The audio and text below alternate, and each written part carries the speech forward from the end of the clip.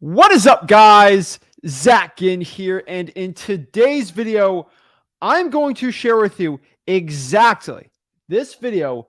I'm going to show you my top 10 recession-proof hacks for wholesaling real estate this year, and actually how you can be as successful as possible in your wholesaling real estate business. Any recession, any crazy market cycle in wholesaling real estate, I'm going to share with you in this specific video how to crush your wholesaling real estate business, actually how to be successful in every single type of market. If real estate is going to go down in the future, it's going to go up in the future. Nobody has a crystal ball. Nobody knows. The truth is, in wholesaling real estate, you can make money when the market goes up. You can make money when the market goes down in wholesaling. That is the point. There's only one part of wholesaling real estate that gets weird, and we're going to share about the 4 phases of wholesaling real estate, because there is a cycle. There's 4 distinct phases pretty much since the 50s. They've gone in cycles pretty much every 10 years. We'll share exactly how to make money in every single cycle. I think we're getting off of one cycle onto a next cycle, but I want people to know it's not predictive. Like, oh, it's like 2000. It's going to be a lot different, and it's going to be very weird. And history, Mark Twain says this, but history doesn't repeat itself. It rhymes. And what we're dealing with right now is a historical thing in real estate right now that's actually rhymes, not 2008, but with another period in the United States. And I want to share about that. But really, also on top of that, I do want to share my 10 recession-proof hacks for wholesaling, which are true, absolute statements you have to follow and know. So if I honestly, this is what I was thinking, Rick always says this, and everyone, oh, Zach, you should write a book. Guys, if I was going to write a book on wholesaling real estate, this would be the book I'd write. And what I do is, for the time I have today, is I want to just make that book into a video. And that's kind of today. So you're going to read my book, the recession-proof wholesaling plan, or whatever it's called. Some snazzy name, on Amazon. You can go buy it there. But that's what I'm going to do today. I'm going to give you a little book today of I've written for myself and what I've seen, what Rick's done, all these of exactly how to crush it in your wholesaling real estate business. So any market, any recession, it doesn't matter. You're going to get rich. And that is the point today. So before I break it down, y'all already know what to do, guys. Make sure you smash that like button. You hit that subscribe button. Comment below your questions, and I'll help you become the best wholesaler you possibly can. So let's break this all down. Let's get into it. But y'all already know, before I get into it, we got to get the intro. We got to get you excited for wholesaling real estate. Guys, we have another day on earth today. We are alive. We are excited. We have the energy, and we are going to make it happen. This is your year. I believe in you. Let's get it going. Get jazzed up. Get dancing. It's wholesaling time, baby. Woo!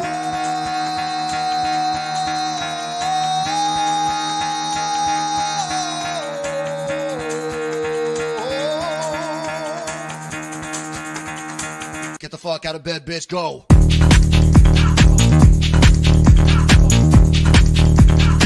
Get up, again, they got go. Time to wake up, bitch. Get up. Get up. Get up.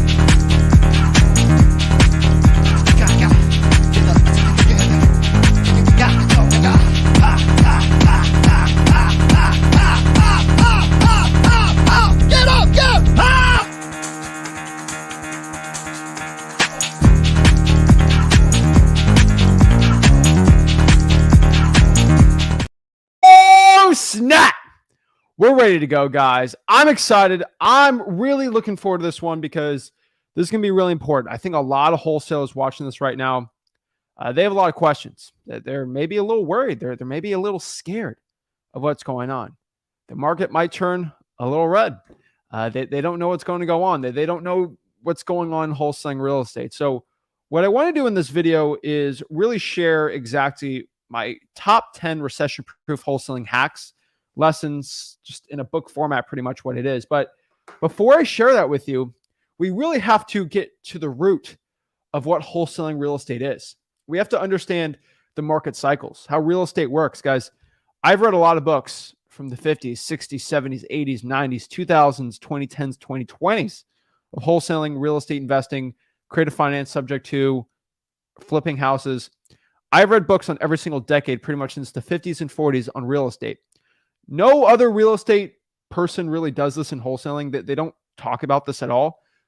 But once you read the insights of every wholesaler in every single decade, you'll figure out market cycles in every single decade and what they think and their strategies that they thought of things. And when you look at this, you start to develop patterns. Now, I love history. I'm a big fan of it. And I'm a big fan of making money and numbers. So this is kind of I would say this is a great match. This is a match made in heaven, right? So we have what we call the 4 phases of wholesaling. So wholesaling real estate goes through phases of the market, right? And so there's really, I would say, 4 phases that you're going to see in wholesaling real estate. There's probably 10 if you really want to get into it, but like there's 4. All right. 3 of them are good. 4 of them are bad. 1 of them is bad, right? There's 4 main phases of wholesaling real estate. Okay. Now, what are these phases? Let me break down what they are. Okay. There is number 1. Actually, let's change this up. There's mainly 4. So let's do it. There's phase 1. There's phase 2. There's phase 3. And then voila, there's phase 4. Now, it's not really as complicated as people make it seem. Don't really overcomplicate this, okay? Let's break this up into a nice little chart for everybody, and then I can go and post the notes and make everybody feel good, okay? So, really easy charts here. My handwriting's terrible, whatever, okay? So let's break down what this is, what these phases are, and how we understand it. So phase 1 is just pretty much good. This is when the market just keeps going up. This is a phase we've seen for a very long time right now. Usually with this phase, we see interest rates are very low, okay? So rates usually are pretty low for mortgage, all right? So real estate goes up. It's easier to get properties, right? Things get good. Now, things usually in phase 2 get a little frothy, right? Real estate gets a little too overvalued. We see this a lot, and they start increasing rates. And so we'll call it okay. It's medium, right? This is when real estate starts trending a little down. And I'm going to put a little down, okay? And this is when things really start trending down a little more because rates are going up. It's a little more expensive. Things get a little weird. So if we start at this point, okay, for a price of real estate, when we go to phase 2, it starts trending down. And it's actually not like that. When you really want to look at it like a chart, let's make it black.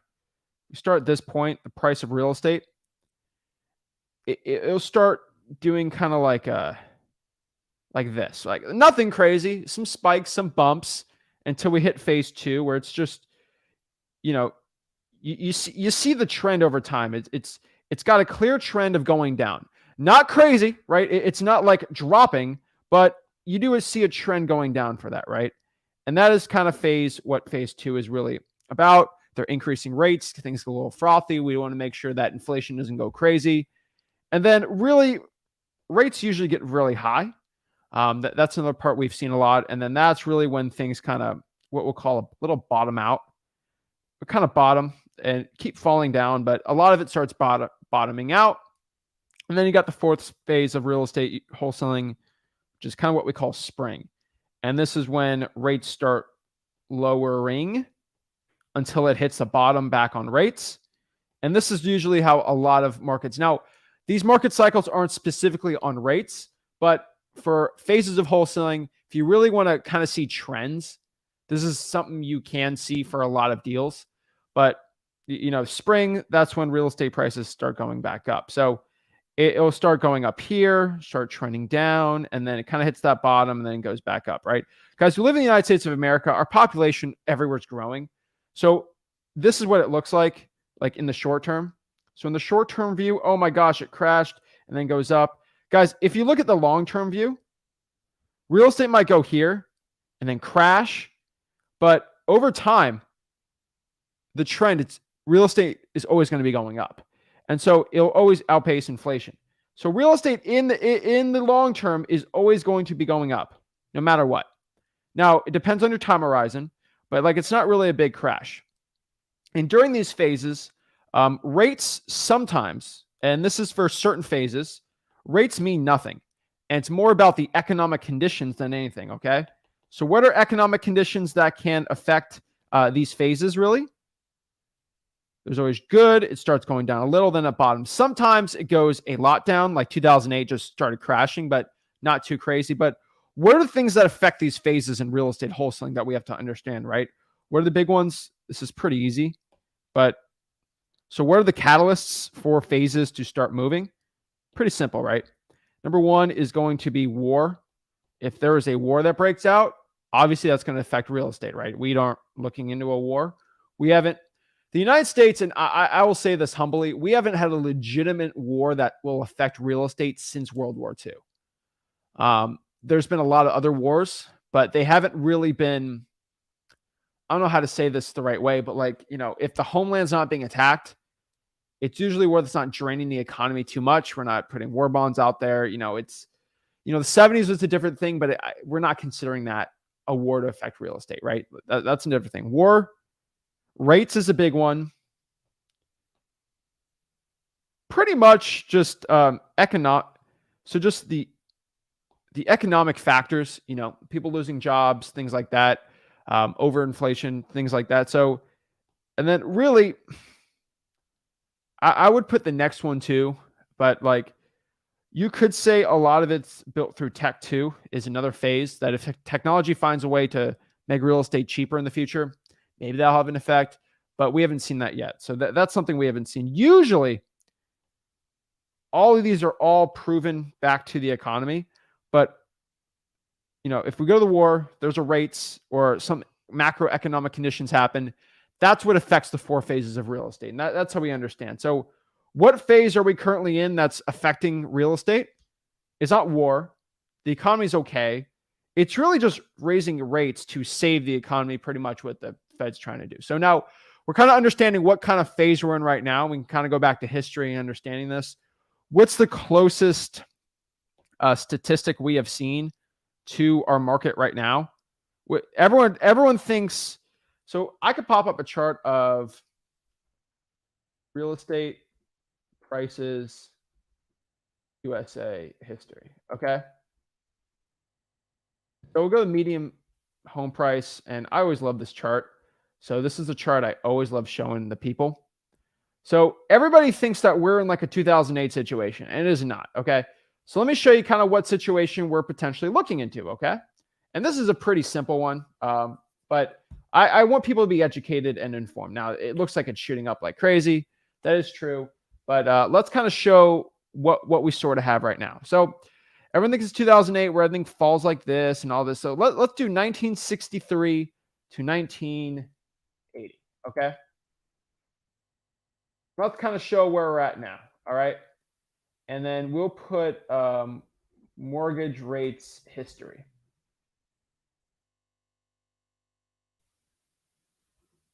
And let me get this one really quick too.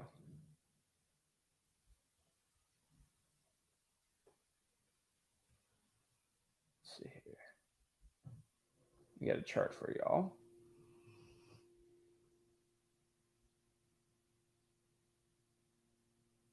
Where is it? They're here. Sorry, here's the 30 years. Here we go. All right. So we see here on mortgage rates that with prices, the average price of real estate, that it was kind of shooting up a little and it kind of got to 25,000. Now, don't think of it as the prices now, but it did fall from 25 all the way down to 22. And then prices got way overdone here in the 80s. And let's go from 1977, kind of before Reagan and after Reagan, to 85. Do 1985. All right. And then this is when they started jacking up interest rates. We had a lot of crazy stuff happen, usually the 81, 82. And they started jacking up interest rates. It had a thing where it fell for like a quarter pretty hard. And we've had some quarters where things fell, kind of stood same. But you see over like years, though, it's always going to be going up. And this was probably, and I will tell you, the 80s is the closest factor of what we're going on right now in our real estate. Because if you look at interest rates have gone up historically it was up to almost 20% in 83 and then started going down. And then real estate still had its thing there. So what you got to understand is now we're jacking up rates. And when rates get jacked up, they always fall out, but economic conditions change. What we have to understand about that is because of how interest rates work and how it does affect the economy, overall, when you jack interest rates up like crazy, which I think we're seeing, it's not going to make real estate go down forever.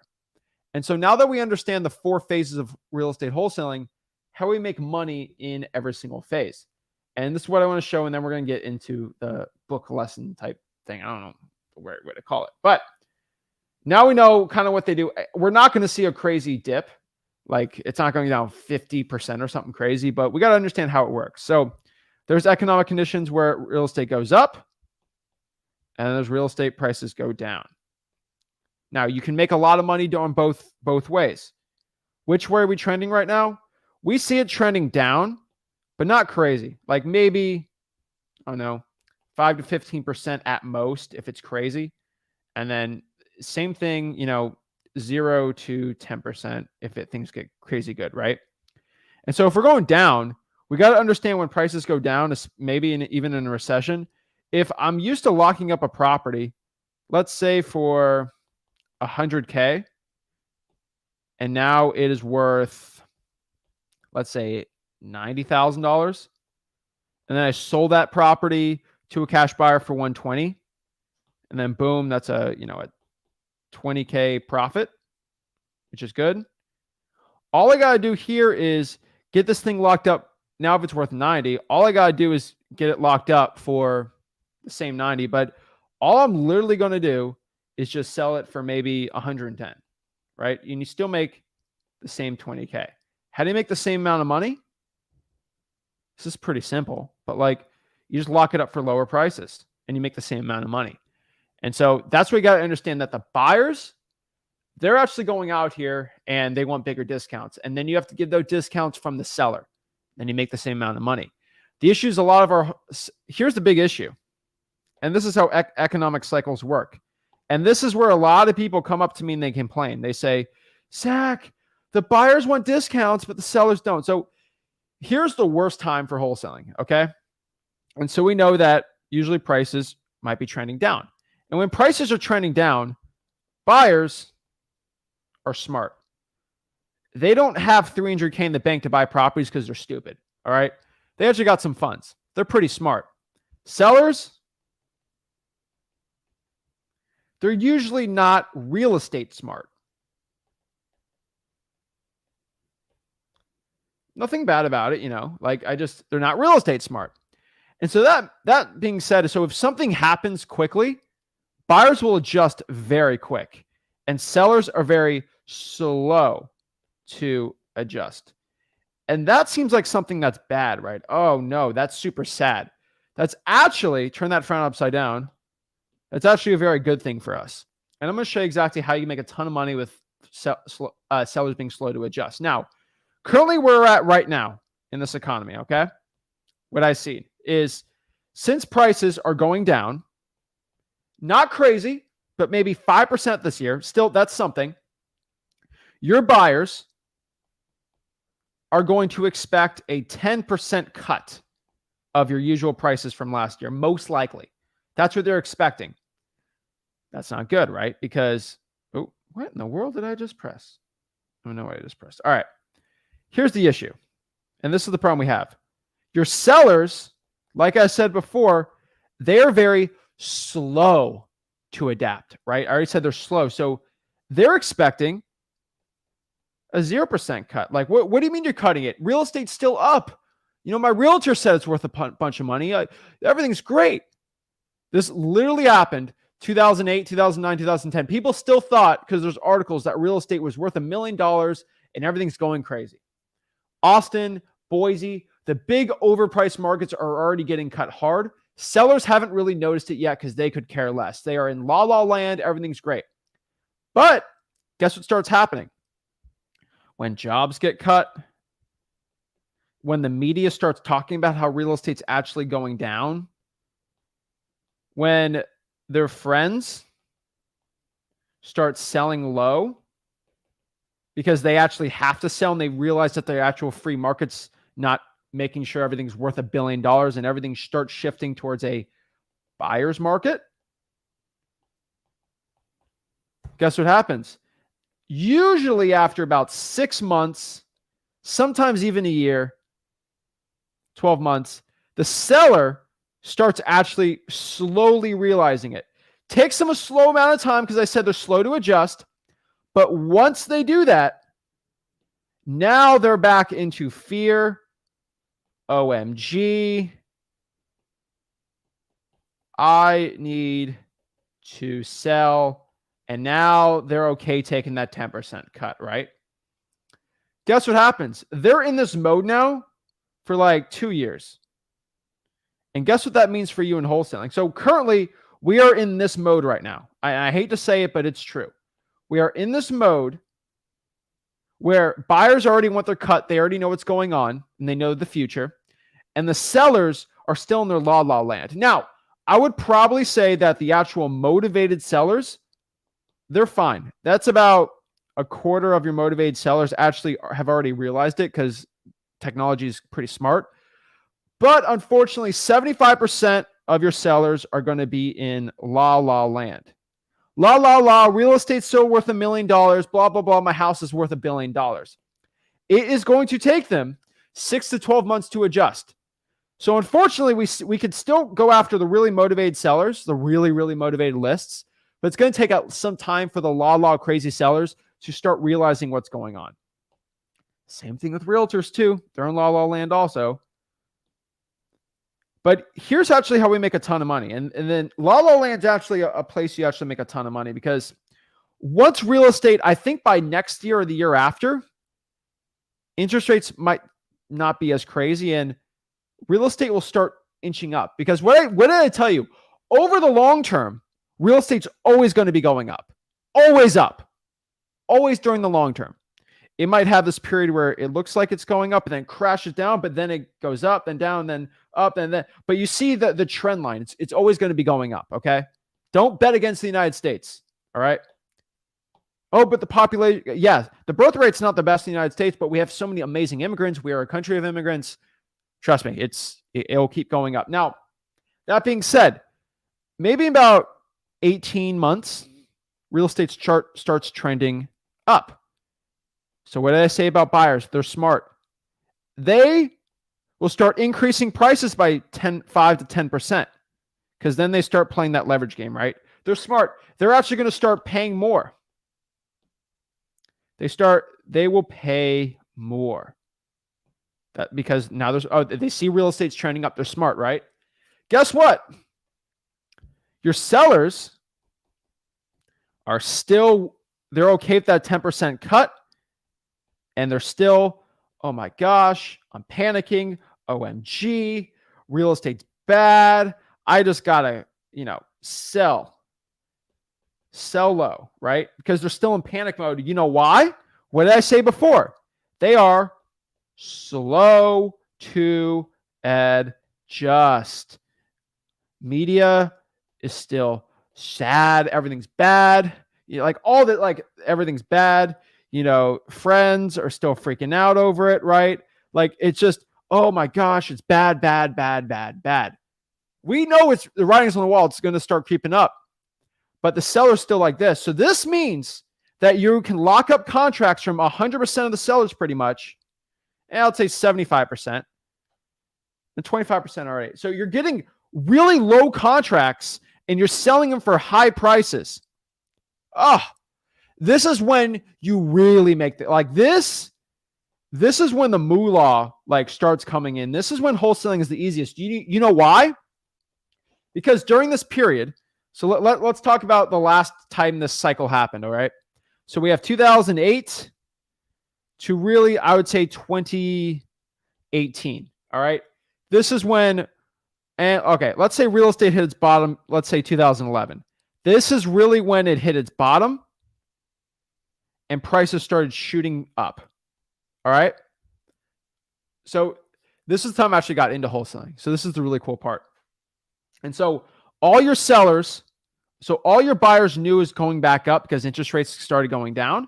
And so buyers were starting to buy more, and then sellers wanted to sell for low.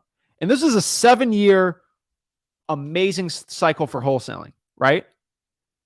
Here's the cool part. I got started in 2017. I knew how easy it was. It was stupid easy because all of the wholesalers left. All the wholesalers left during this period. And they all started coming back in after 2018. But all the wholesalers left. And remember, when real estate goes down, a lot of wholesalers leave because they don't know how to do it the right way. And so there's like no wholesalers. Buyers are overbuying. Sellers want to sell for cheap. It's the best period ever. And so in a 10-year cycle, let's look at 2008. There was, I would say, about 2 years of weirdness where like it was okay to wholesale. It wasn't like a most amazing thing. And then you basically had 8 years of awesome. And so I would always trade the 8 years of awesome for the 2 years of weird, right? And here's the thing. When Rick did this in 2008, I want everyone to understand he made actually more money during those 2 years than he did in the 8 years because he actually knew what to do. He knew the strategies to do, right? And the cool part is a lot of people think, oh, real estate's going to, so many wholesalers don't want to do and they leave. And so it's less saturated. So it's even easier.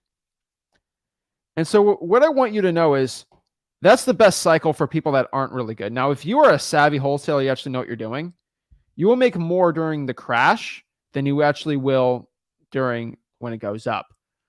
I've been making more money lately because with the crash for a good wholesaler, and I want everyone to understand this, there's so much more deals.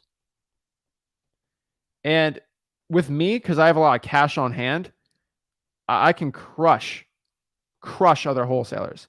And so I'm actually doing more deals and making slightly less per deal. And so it's amazing for me.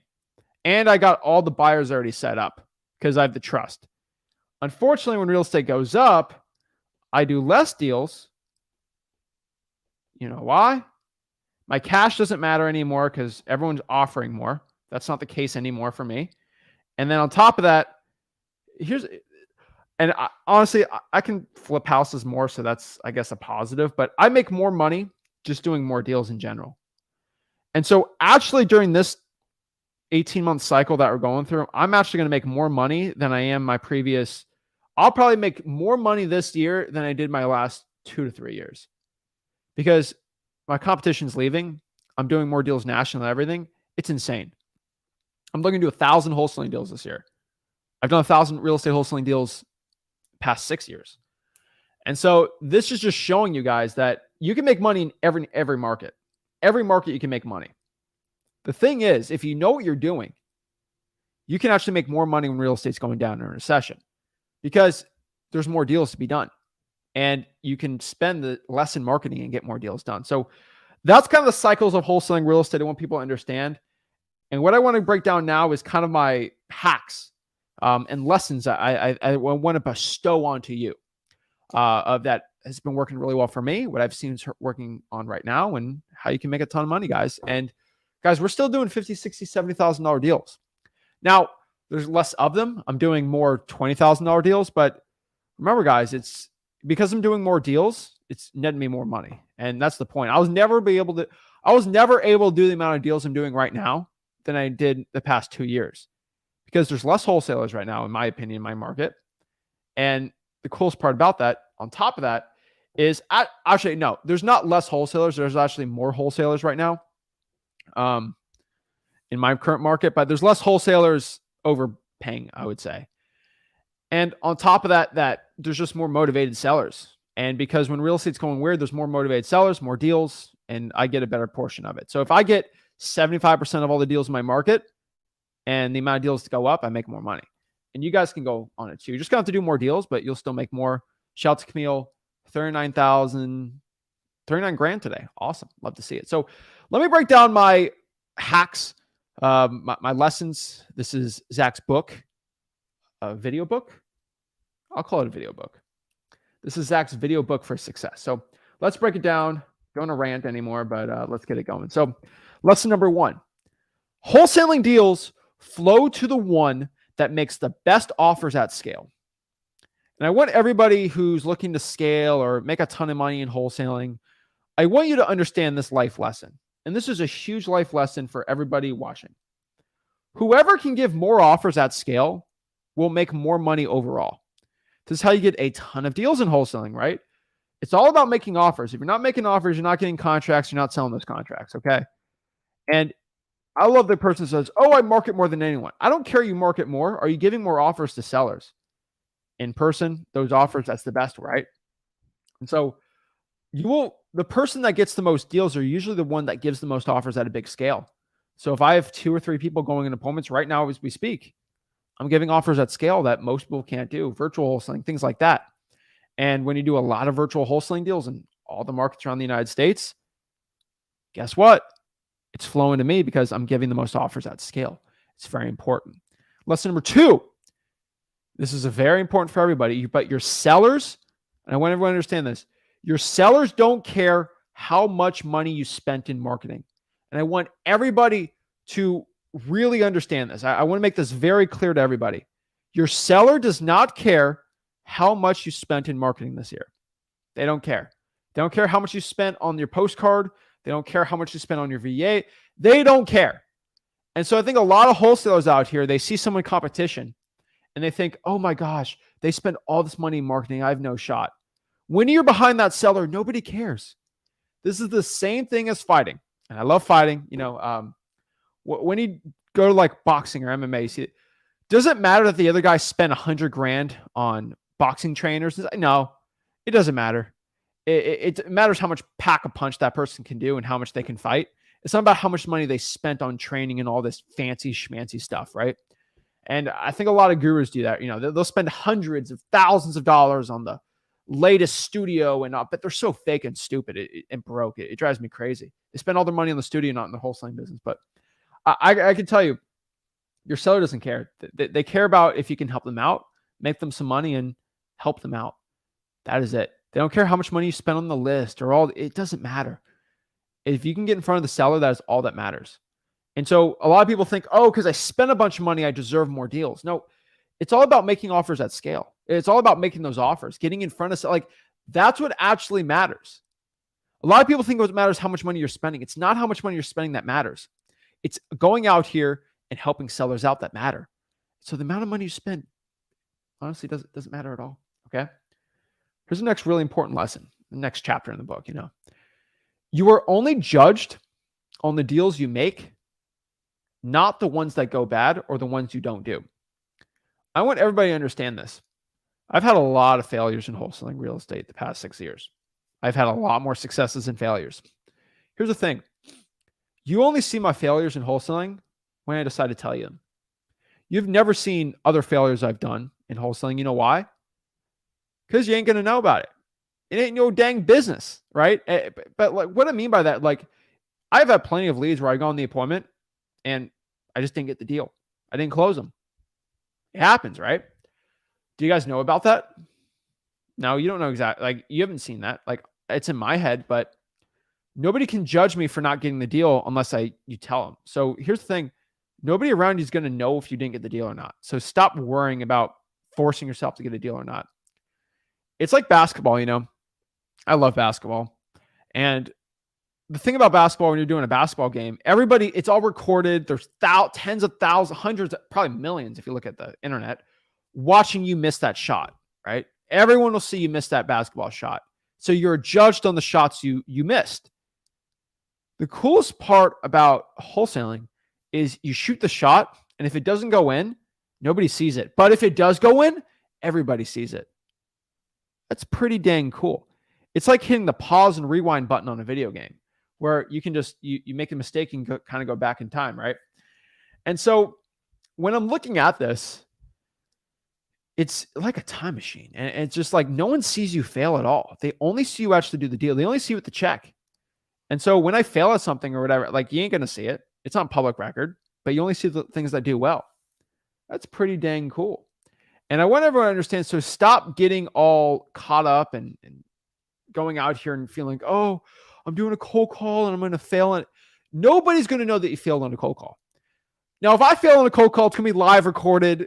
And I ain't taking that out. Gurus will edit it out for the cold calls or whatever. But like, if the person says no to me when I offer them over the live call, obviously you're going to see it because it's recorded. It's live. But like with my cold callers, like if they fail, I'm not going to judge them. But like, you guys aren't going to see them fail. You'll see them if they do well. Maybe I'll do a video on that. But like, you're not going to see the failures. You're only going to see the successes. So stop judging yourself over potentially failing, because the only person that's going to see that's you. Now, I'll tell you this. You, by failing though, the only side effect I would say is you might wake up one day and be like, why in the dang world did I do that? And you're just going to cringe. Like, have you ever just like, I don't know, sat at bed at night sometimes, or like, you know, you're just sitting in a car or you're waiting for something and you think of something really embarrassing you did when you were like 12 years old in front of everyone in 6th grade, and you're like cringing at, you're like, oh my gosh, I can't believe it. And you go back into that moment and you're like, oh, that might happen. And that happens a lot for me in the beginning. But I'll tell you, like, I've had plenty of those moments in middle school, right? Even high school. So it's like, yeah, but like that's when everyone saw it. But like, just, you're going to think about it. Don't get too worried over it. Next thing, and I want people to understand this, especially when real estate goes weird. The harder it is to pull a list, the better that list is for wholesaling. There's less saturation. And this is a very easy law. I'm like Sir Isaac Newton with wholesaling rules, I guess. But like, the harder it is to get a list, there's less likely other wholesalers are going to pull that list. So for example, you're pulling a code violation list in your city. If they say, no, we're not going to give you the list, most wholesalers are going to say, oh, they said no, I'm just giving up. But the guy or gal that goes out here and says, no, I'm going to keep asking for it till I get it, and then they get that list, there's like a firewall. Most wholesalers can't break through. But if you break through, now no one else can get that list. Now there's like 2 or 3 wholesalers that get that list out of 300 that are trying, and they all give up. Now you have exclusive access to that. That's why the list is going to be better. And this is why government lists on average are better to get, because it's a lot harder to pull it versus going on PropStream and just click, pulling a list like that, right? They just, statistically, the harder it is to pull a list, the better the list is. Next part here is, what is the perfect equation for wholesaling results? And it's not that complicated, but how do you get good results in wholesaling? It all comes down to the marketing you do, multiplied by the offers you make, minus the cash spent. That will result in how good you are in wholesaling real estate. If you can make a ton of offers and have really good marketing, you're going to be fine. Now, I would say offers minus cash spent, but your marketing is going to have a key play in that. Without time is marketing and offers. But for you to become successful in wholesaling, and for you to actually go out here and really break down everything you need to know about how to actually get good results in wholesaling. And I'm trying to think of the best way to approach this, but like, it's really simple. It's just how much marketing you're doing. That will lead you to giving offers, and you giving great offers at a large scale will do well. Now, if you're spending 50 grand a month in wholesaling, like marketing, that ain't going to be good. So that's why I minused off cash spent. But that's how you got to look at it. So if you're like, Zach, I'm not getting great results at all. Oh, I'm not getting good results. My wholesaling sucks. I'm terrible at this. All right. Is your marketing bad? Are you not getting a lot of volume in your marketing? So let's look at the marketing part. And how many offers are you giving? Multiply that, your quality of marketing and the amount of marketing, and then the offers you're making. And if you're spending too much money, then that's going to make you negative wholesaling results, right? And so that's the equation you really have to put out here too. And I even use that equation in my own wholesaling real estate business, because my volume increases and that's giving me more deals. This is a really important one. And this is a very profound lesson. And this is a lesson I can tell you that took me a very, very, very long time to learn. And I want everybody to really, if there's one thing you learn from these lessons, I think this is probably one of the most important parts. But you need to treat your cash buyers like your sellers. Your wholesalers don't do this. And it gets me really sad. But treat your cash buyers like sellers. If you do not treat your cash buyers like sellers, you will fail. Why do people treat sellers differently than cash buyers? I don't get it. When you're dealing with the seller, what do you do with the seller? You follow up with them. You care about their needs. You care about why they're doing what they're doing and how you can help them out with that goal. And you talk to them a lot. With cash buyers, you treat them like trash. Here's the deal, buy it. Yes or no. Like, it's transactional at that point. You're not transactional with the seller. If you're successful in wholesaling, you're not transactional with the seller. Treat your cash buyers like sellers. How are you doing, Mr. Cash Buyer? What are your goals? How many properties are you looking to buy? How can I help you out with that? What areas? Follow up every month. Build that relationship, that rapport. People don't do this. And this is separating people that are getting cash buyers wanting to buy their deals and not buy their deals. Hey, I like this Zach guy. You know what? I'm going to go buy his deal. Maybe it's not something I would usually buy, but he's a great dude. He's a great dude. And I want him to send me more deals, build that relationship. Guys, I get these crazy big deals because cash buyers will overpay, but they like how I do business and they know they can trust me. And that's a very hard thing for a lot of wholesalers to have. But if you start treating your cash buyers like sellers, it will happen. Now, this is another one. This is a very controversial statement, but it's true. Never trust anybody. And this is even for me. Okay. You're literally right now listening to a 23-year-old kid teach you exactly how to make money in a recession. So you should definitely be skeptical of what I'm saying. This 23-year-old kid's probably broke, living in his mama's basement, not knowing what he's doing. He trashed, he broke, all these things. You should probably assume that starting out. If you're the first time watching this YouTube channel, you should probably assume that. Now you think that of me. Let's verify it, okay? First of all, let's go through all the vlogs for the past 4 years and see, does Zach's actually getting contracts? Does he have recordings with him closing sellers? Does he make a ton of money? Does he show he makes a ton of money? Does he have the most testimonials possible at freewholesaling.com? You look on the top there. Does he actually make people millionaires in wholesaling? Did he read all these books? Did his dad, who's pretty much taught him so much in wholesaling, most of what he knows, gone through recession to make a ton of money? Verified. And boom, you verified me knowing that I'm legit. I'm not a broke wholesaling real estate guru. Does he try to sell me a stupid course? No. What is his motives for teaching me this? Like, you go through all these, right? And this is just for real estate education first, but like, let's talk about cash buyers. I want you to understand, when I started out in wholesaling, and especially when I was doing cash buyers, there's always 18-year-old kids that are saying they were cash buyers. And I am the least judgmental person for anybody. I do not judge. But when it comes to business, like outside of business, there's no judgment at all from my heart. And even on the live stream, there's no judgment for anyone I talk to. But when it comes to business, I will judge you so hard not because I'm a judgmental person, but because I've learned to never trust anybody. So if you're 18 years old and you say, hey, brah, I'm your cash buyer, dude. Okay. You're a cash buyer. First of all, in my mind, I don't trust you at all. Even if it's a 60-year-old man who looks like a millionaire with his AP watch, I don't care. So what I'm going to verify first. Hey, show me your bank account. Okay, this looks very photoshopped. Can I get a letter from your bank? And I'm going to call that letter. And if your letter's wrong, it's actually bank fraud.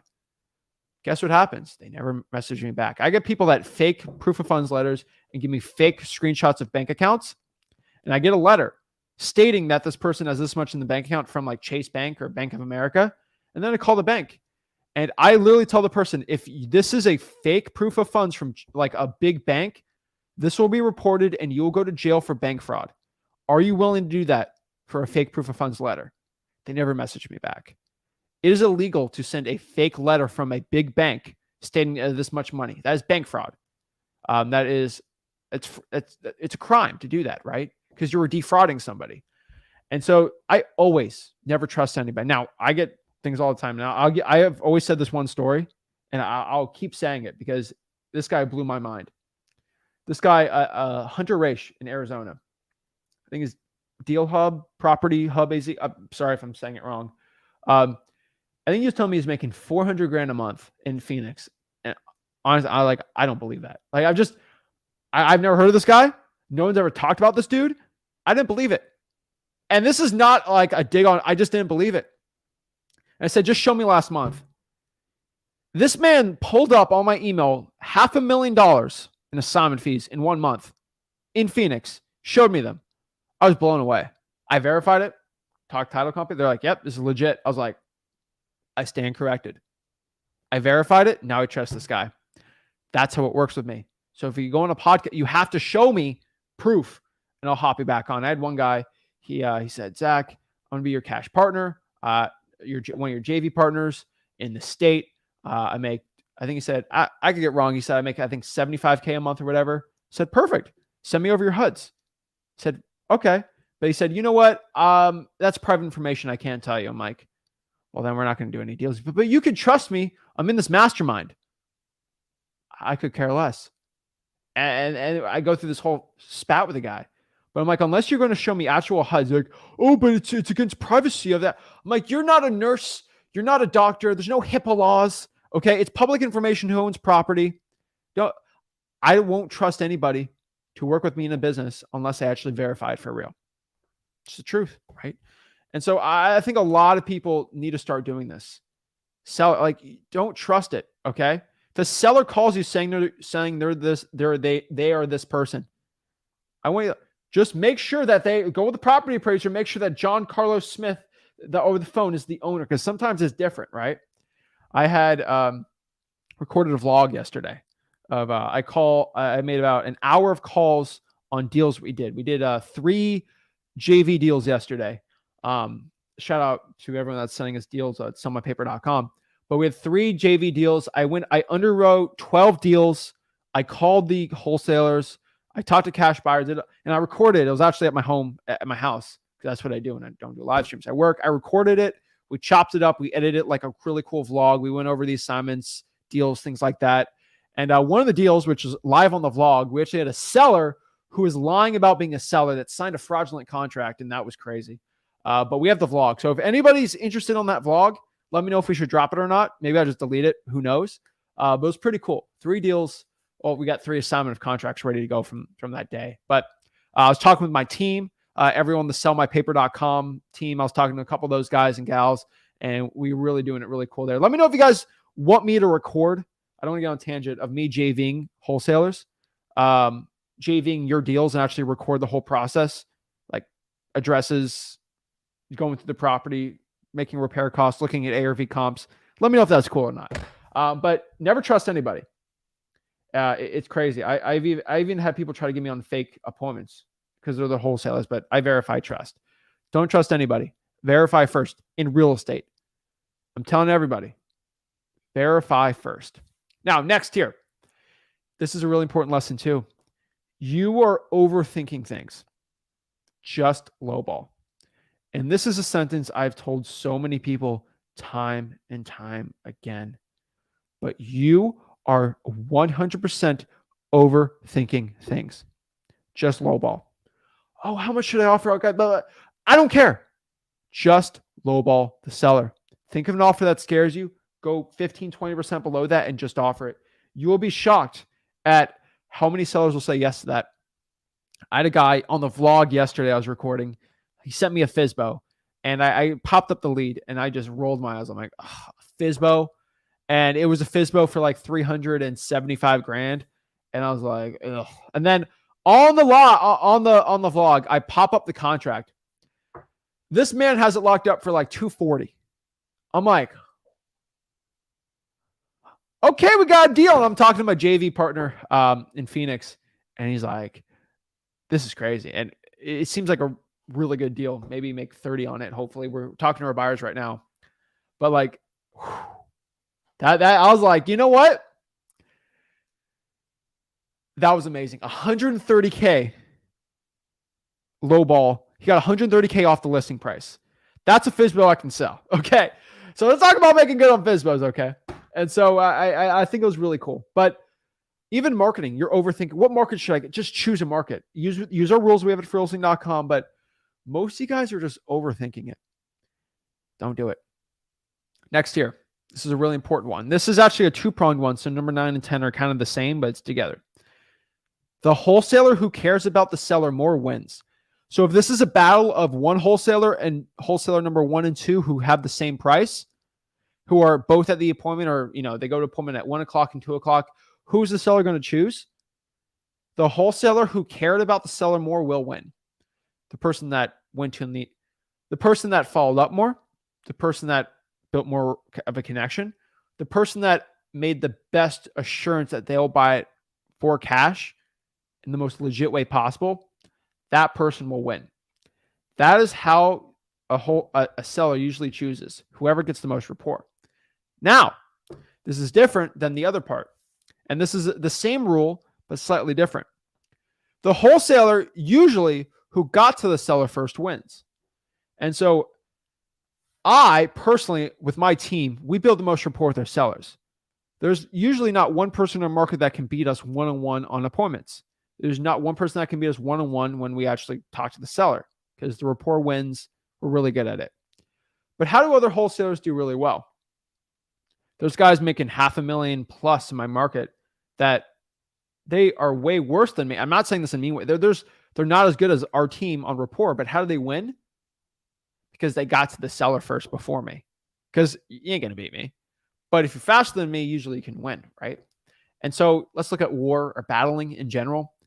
How if you are going against a force that is bigger and stronger and definitely someone that you can't beat? Like if you have 100 soldiers and the other person has 1,000 soldiers, how are you going to win, right? Think of 300, right? You got 300 versus 100,000. Now, obviously they didn't win, but like, how do they pretty much win the days of it? How do they not get destroyed? Well, they had the hot gates, right? And they had the passive perceptibility or whatever in Greece, Sparta they had there, but like they just had better strategy, right? And you can beat a better force with better strategy. And in wholesaling real estate, this translates to speed. So when I started out, I wasn't really good on rapport or talking to sellers. Everyone was better than me, but I got to the seller faster. I got in front of the seller and got the appointment before the other person could even have a conversation with the seller. Because of that speed, I won. So if you can really look at this, if you can be faster than every other wholesaler, and if you can actually build a ton of rapport there, there's no one that can beat you in wholesaling real estate. And that is the truth, guys and gals. So that's my little book explanation on my top 10 recession-proof wholesaling hacks. I can tell everybody watching this, real estate wholesaling moves in cycles. You can make money in every single cycle. You just got to understand what to do in each cycle. So in the cycle we're in currently right now, if real estate's going down, we're going to up our marketing and we're going to get more niche lists. When real estate is going up, maybe what we should do is we should just do more marketing. The answer is always going to be more marketing, but like when real estate is getting a little easier, we're going to spend a lot less time with cash buyers and more time on sellers. Maybe now we're going to spend more time with cash buyers and less time with sellers, right? It's all a yin and a yang. But when real estate usually goes up, you can spend a lot more money on saturated lists. When real estate's going down, maybe you don't have the money to do it anymore, but guess what? You can do the niche lists and things like that. Usually just how you spend the time shifts a little more, but really it's all changing, right? And the sad part about wholesaling real estate, and I'll tell everyone this, is usually when the market goes down, you make the same amount of money, but wholesalers leave because they don't want to do it, right? Because of the gurus. Unfortunately, the secret about how wholesaling real estate is the fastest, best, most efficient way to make 100 grand in a year with no money at all, the secret's been out. And so when real estate is going down, unfortunately, because the industry is so amazing and people figure out the flow of money in wholesaling doesn't change. And I want everyone to understand that when real estate goes down, everyone thinks the amount of wholesalers usually make less money. No, the good wholesalers actually make more money, and then the worst wholesalers make less. It's a net gain, right? Like it's a zero-sum game. If real estate is what I think a $2.5 billion industry, wholesalers during crashes will still make $2.5 billion. Wholesalers in a good market make $2.5 billion. It's just do the top wholesalers, the 1% of wholesalers, they make most of the money during a crash because they know what to do. They're smart. Same thing with in stocks and stuff. And so I'm part of the 1%, the Illuminati of wholesaling. They're in the 1%, and I'm making more money than ever right now. Now, if you're not knowing what you're doing, you're a beginner, you're probably gonna make less money. And so you should do what the 1% is doing. And that's what I'm the only person in the 1% that'll actually show you what to do and what to have. Oh, but my course, that ain't a thing. So I want people to understand that you will make the amount of money in wholesalers make actually stays the same. It's who's making the money changes. And so that's why I get it. I've been telling everyone, I think for 4 years I've said when real estate crashes, I'll make more money. And I don't want that to happen, but it will. guess what happened? I'm going to do hopefully 1,000 wholesaling real estate deals this year. So it's like, just because I know how to do it the right way. And so I want everybody to understand that. So that is it. That's my little spiel today. And yeah, it's crazy, but it is an art of war. Wholesaling is war, knowing what to do. Now, a lot of people think recession is the same as crash. We can have a recession and the real estate could even go up. That's how it actually happened before. So yeah. So everyone says, I want to see the vlogs. Guys, okay. There's some people that want to see the JV vlog, so we'll do it. But yeah, I'll just kind of show the process of me working with JV deals. Now, honestly, between you and me, I wouldn't even work on them. I just have my team do it. But sometimes I want to go in there and kind of be a overbearing manager and just look at the deals myself and kind of show you what I look through these deals. And it'd be pretty cool to do it. And then we started sellmypaper.com last week. So I would say for the vlogs, I think about 30 days from now, that's when the checks will start rolling in. And then that'll be pretty fun to show you on the vlogs too. Or I don't show that. I don't know. I'm not the guy to flex on checks too much, but not bad. Maybe the big ones, but it's pretty cool. So I want everybody to understand this, that if you want to sell your deal and get it sold with our team, just go to sellmypaper.com, JV with us, and we'll get it done as soon as possible. If it's a bad deal, we'll probably text you. So yeah, bad deals we're not the biggest fan of, but if it's a good deal, bring it to us, sellmypaper.com. But yeah, if you go to freewholesaling.com, I tell everybody watching this, if you haven't gotten your first deal, you haven't gotten a deal yet, I want everybody to understand this. Go to freewholesaling.com and we'll get it going. So Ace, is this the same Ace I talked to? I think this is a different Ace.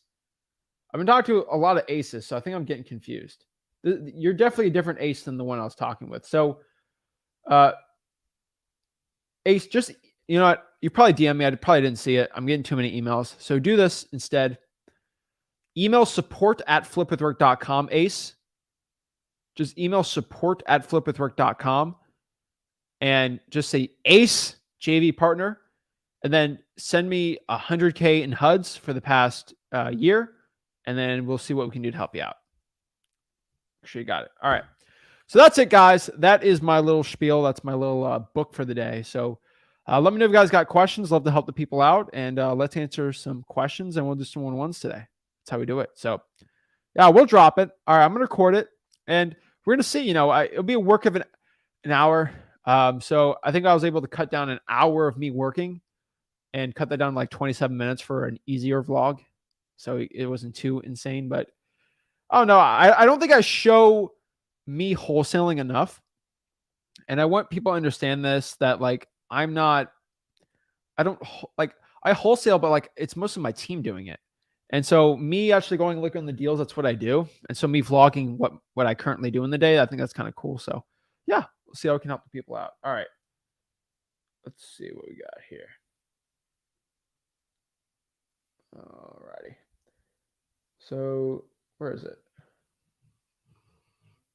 Is it possible to send money after the JV contract and the sale in the form of... no, it should be done on the assignment. Oh, Danny, hop on the one-on-one. We'll do the call right now. Let's do it.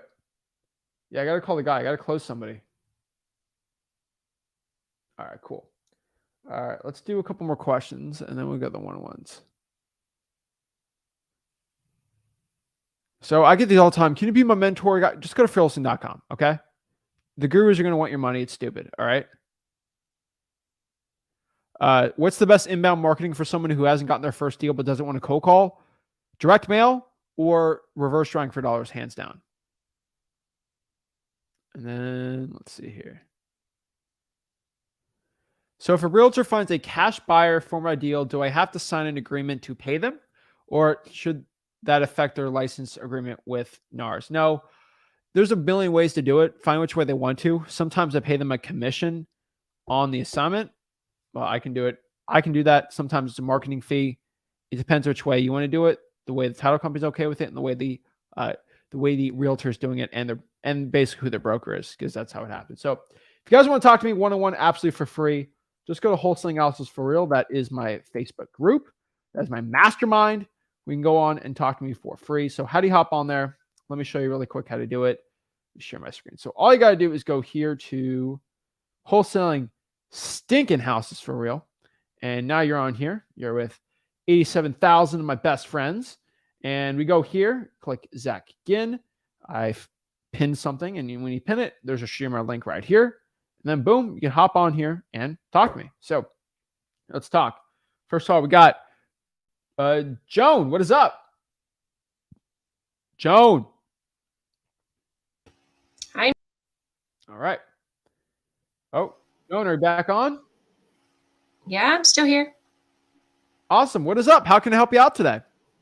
I'm just listening right now. I have I just started end of October doing mailers, door knocking, working with another new investor. Yeah, just pulled my first probate list yesterday, so sent those mailers out. So that was fun. Yeah, just hustling right now. Awesome. So you have no questions? No, I was just watching this thing. Well, I have a question for you then. Okay. Anybody who hops on here that doesn't have questions for me, I have questions for you. Oh, gosh. So bring it on. All right. So here it is. Number one, why aren't you reverse driving for dollars? Why aren't I reverse driving for dollars? What is that? Yes. So this is cool. All right. So if you go through freewholesaling.com, my free wholesaling course, there is something the past 2 years. Nobody else except for me has talked about this new marketing strategy. Nobody. I'm the only person because it actually works. Gurus can't make money off of you. It's called reverse driving for dollars. Now, you know what driving for dollars is, right? Yes, I've done that. So you go around, look for ugly house, and then, you call them up, right? Yep. Reverse driving for dollars is when you have a sticky note and you slap that on an ugly house you find. Hey, this is Joan. It'll say something like, hey, this is Joan. I had a quick question about your property. Please give me a call back. Oh my gosh, right? You're going to get a really good response rate, usually 40%. The average postcard's 1% to 2%. 1%, our postcards are 2%. And that's really cool. And so this means you don't have to cold call. You get the leads sent in for you. And as somebody that probably sent out mail, you already know how expensive mail is getting. Yes. So it saves you a bunch of money and you don't have to cold call. And you're already driving for dollars. So it's already there. It's hands down one of the best strategies for everybody. Seriously, put a sticky note on somebody's door. That's it. Right? Okay. Think about this. I always look at this. So do you have a house or apartment you live in? Yes.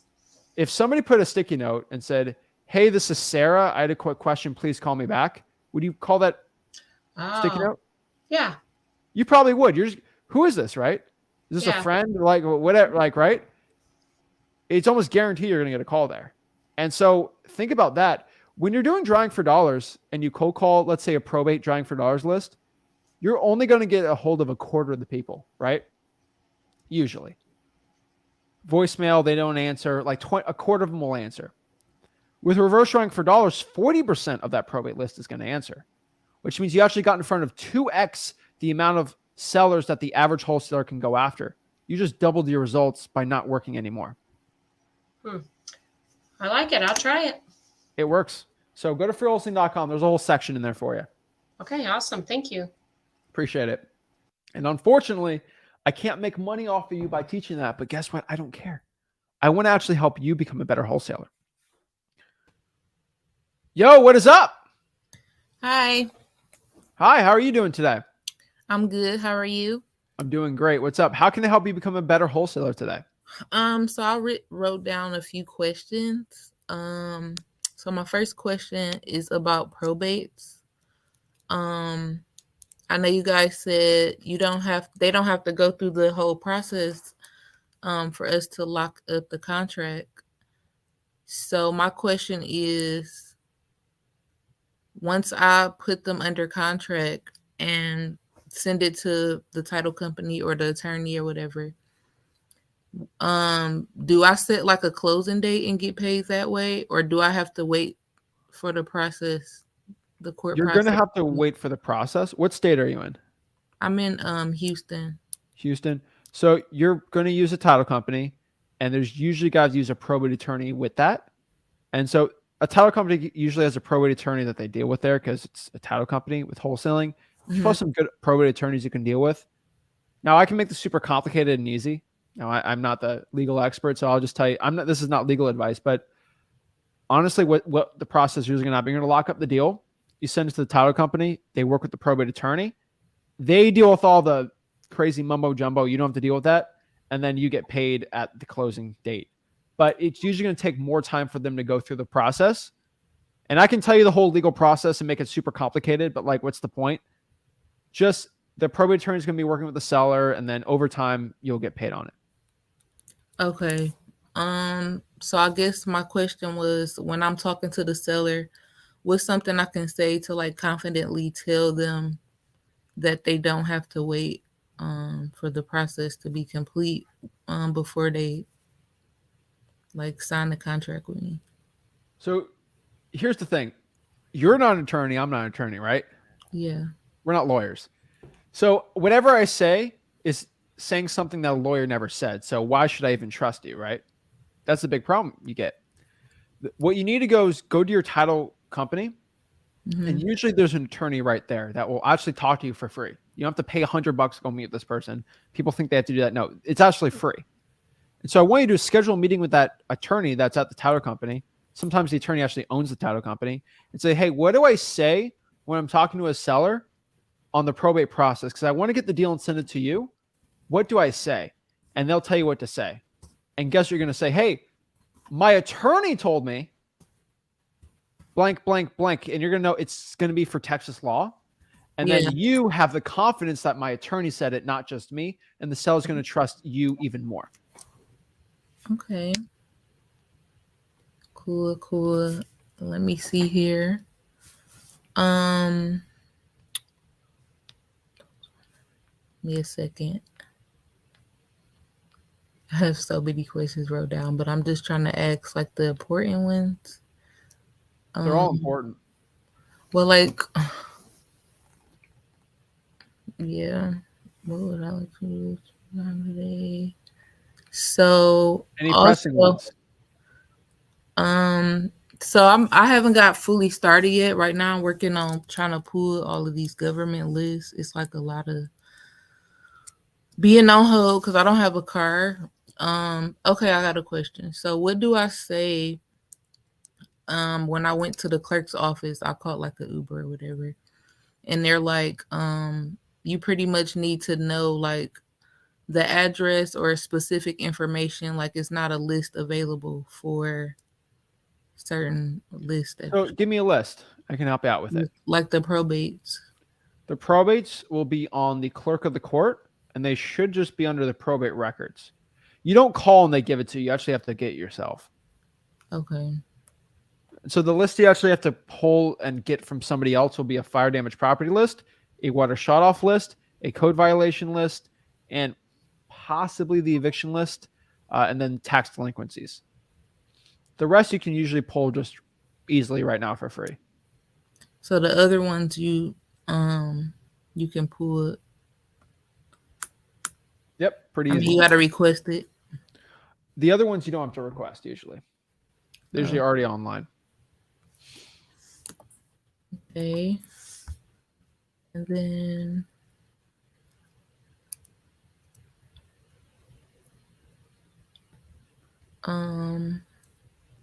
okay, Kyra, what I'm going to do is I'm going to go to somebody else. Okay. Hop on tomorrow or the other day and just have a list set out and we can go through. Yeah. All right.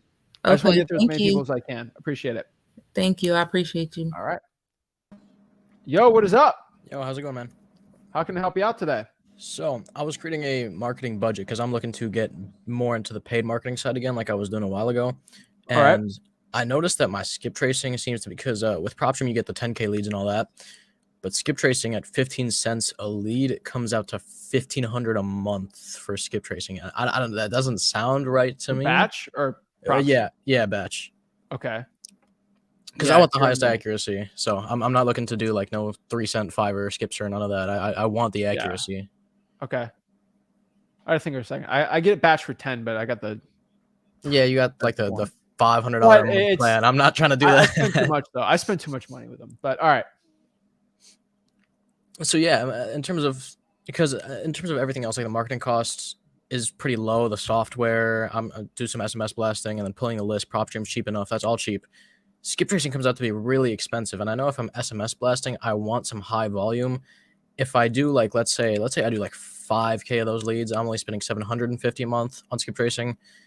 Then I have a much lower output. So I mean, I'm just trying to figure out what I should do.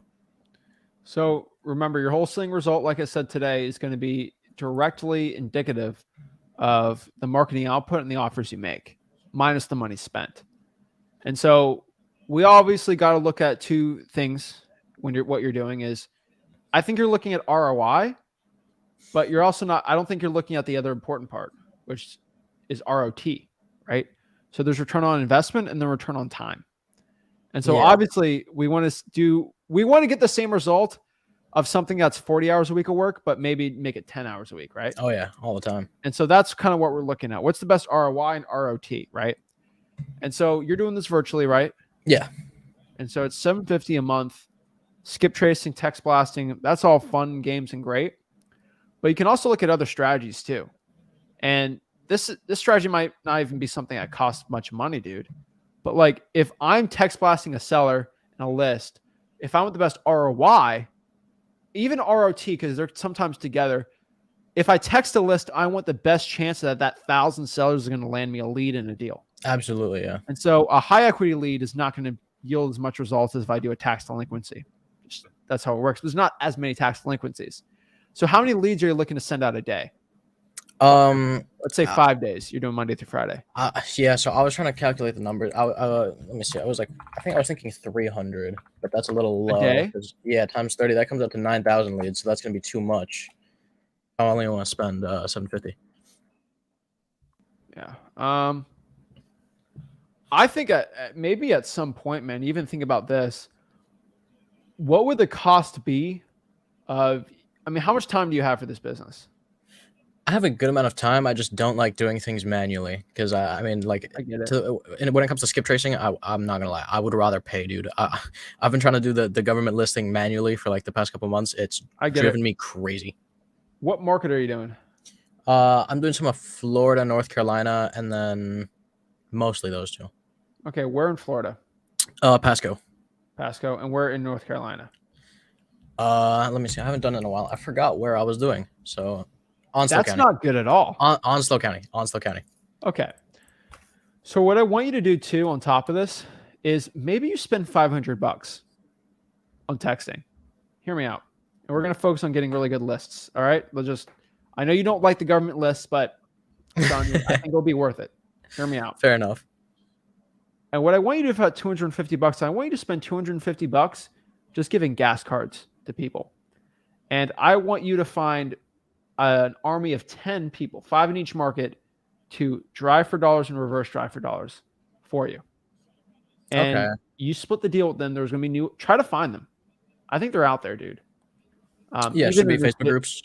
Facebook groups, even the live stream chats, Onslow County or Pasco County. Pasco's going to be harder to find.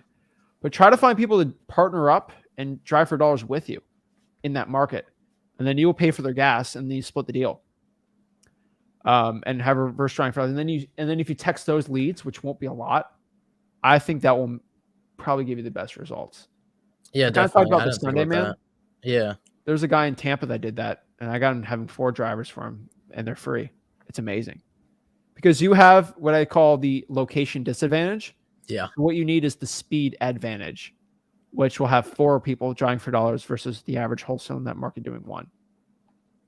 It is true. I didn't think about that.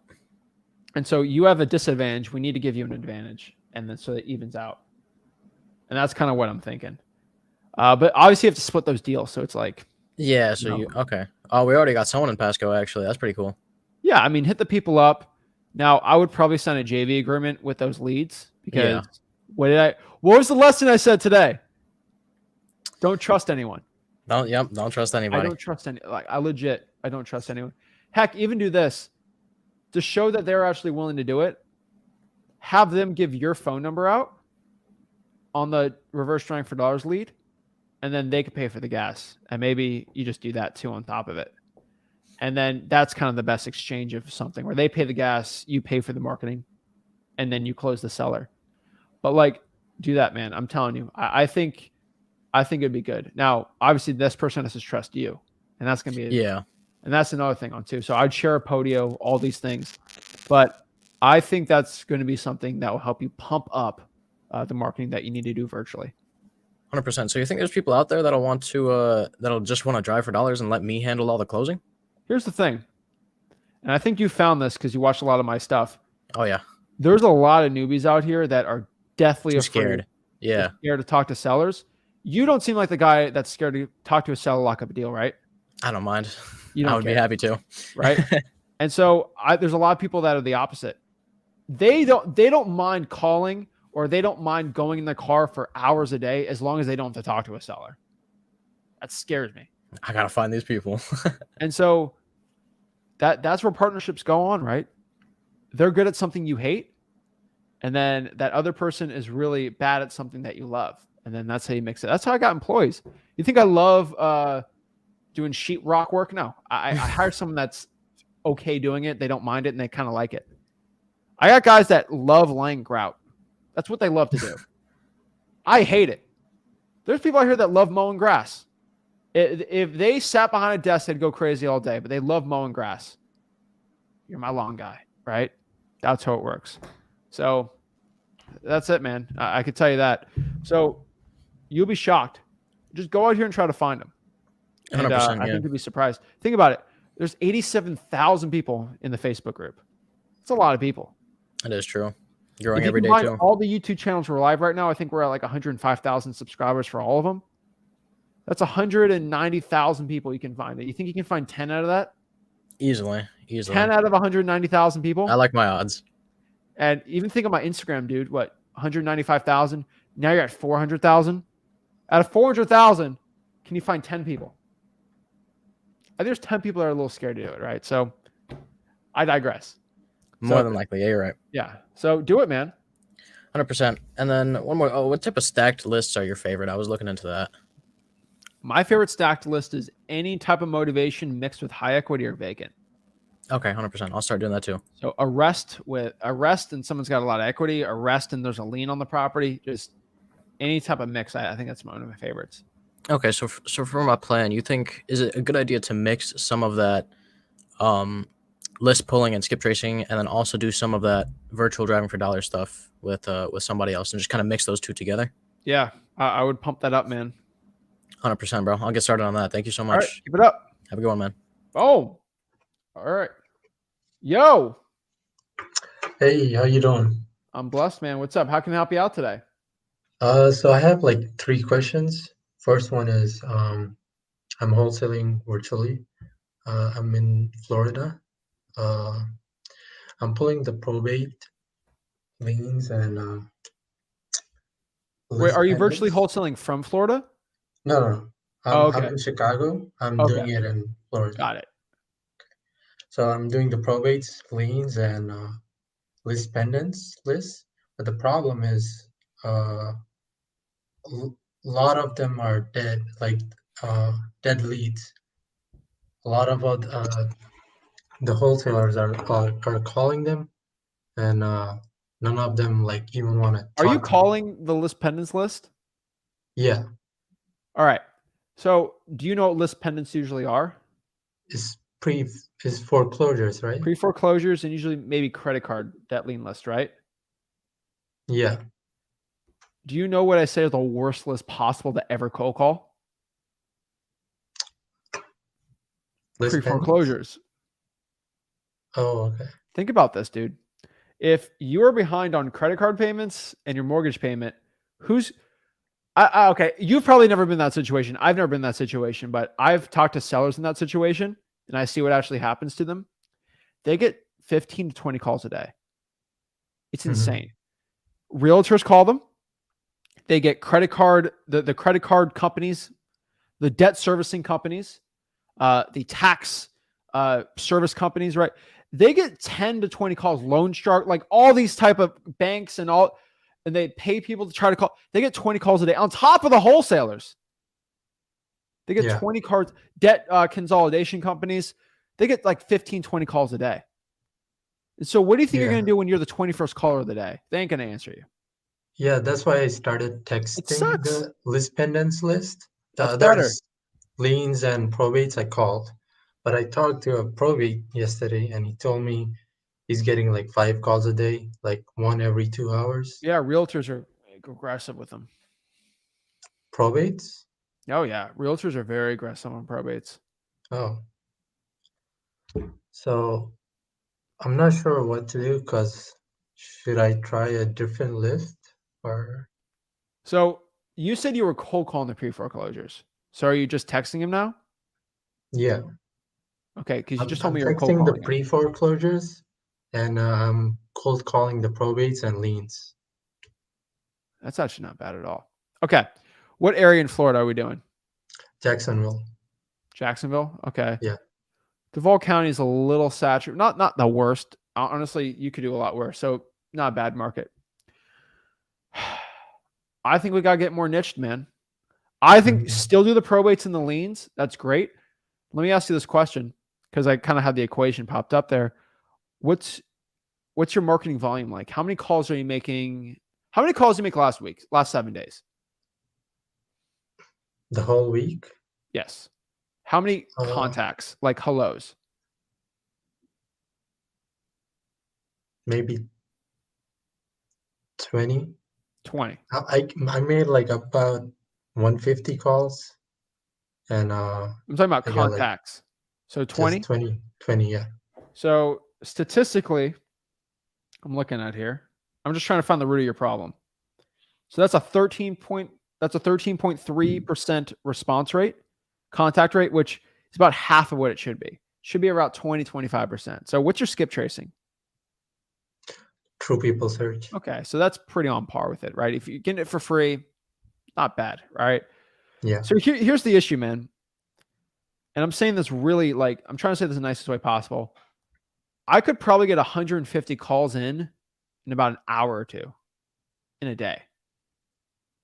And so like, that's like 2 hours of work for me. You got to pump those numbers up. So your problem isn't the list, it's the volume. And that's the issue. Mhm. You're Yeah. just, it's like saying, hey, I want to score 30 points. Do you like basketball? A little bit. You're in Chicago. Okay. You're saying you want to score 30 points, but you're only going to do 16 shots. It's like you got to make like 15 out of 16 shots to score 30 points. But if you made 200 shots in a game, you're way more likely to get 30 points. And so do you want to get like really technical and try to make 95% from the 3-point line or like just shooting? Or do you just want to be able to make more shots? I think you are better to just make more shots. And so it's just talking to more sellers, man. You got to pump those numbers up. So what I think Yeah. you should do is, unless you're like working 90 hours a week and that's all you can do, which we can have another conversation, right? I'm trying to do what's best for you. I would probably lean towards just doing more lists. So the water shutoffs, tax delinquencies, fire damage properties, the eviction list. Let's start doing those because they're a lot more niched out. So you don't have to make as many, but let's just double it. Let's do 40 contacts a week. Now let's do 50. So let's make it a goal to do 50 a week. And I think you're going to get a lot more results.